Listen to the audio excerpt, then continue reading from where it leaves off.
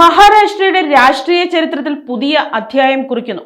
സംസ്ഥാനത്തിന്റെ ആദ്യ വനിതാ ഉപമുഖ്യമന്ത്രിയായി രാജ്യസഭാംഗം സുനേത്ര പവാർ ശനിയാഴ്ച സത്യപ്രതിജ്ഞ ചെയ്യും. അജിത് പവാറിന്റെ അകാല വിയോഗത്തെ തുടർന്നുണ്ടായ രാഷ്ട്രീയ സാഹചര്യത്തിലാണ് നിർണായകമായ ഈ സ്ഥാനാരോഹണം.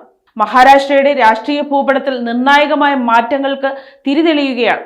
അജിത് പവാറിന്റെ ദാരുണമായ വിമാനാപകട മരണത്തെ തുടർന്ന് നാഥനില്ലാതായ പാർട്ടി നേതൃത്വത്തെയും ഭരണ സാരഥ്യത്തെയും മുന്നോട്ട് നയിക്കാൻ പവാർ കുടുംബത്തിൽ നിന്ന് തന്നെ പകരക്കാരെത്തുന്നു. ഇതോടെ മഹാരാഷ്ട്രയുടെ ചരിത്രത്തിലെ ആദ്യ വനിതാ ഉപമുഖ്യമന്ത്രി എന്ന ഖ്യാതി സുനേത്ര പവാറിലേക്ക് എത്തുകയാണ്.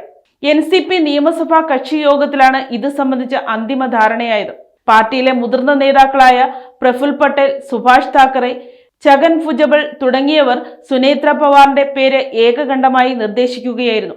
പവാർ കുടുംബത്തിന്റെ രാഷ്ട്രീയ പാരമ്പര്യം കാത്തുസൂക്ഷിക്കാനും നിലവിലെ സാഹചര്യത്തിൽ പാർട്ടിയെ ഒറ്റക്കെട്ടായി മുന്നോട്ട് കൊണ്ടുപോകാനും ഏറ്റവും അനുയോജ്യമായ മുഖം സുനേത്രയുടേതാണെന്ന് നേതൃത്വം വിലയിരുത്തുന്നു.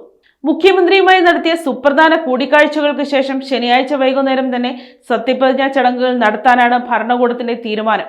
2024 ലോക്സഭാ തെരഞ്ഞെടുപ്പിൽ ബാരാമതിയിൽ നിന്ന് പരാജയം രുചിച്ചെങ്കിലും അതേ വർഷം തന്നെ രാജ്യസഭയുടെ ദേശീയ രാഷ്ട്രീയത്തിൽ സജീവ സാന്നിധ്യമായിരുന്നു സുനേത്ര.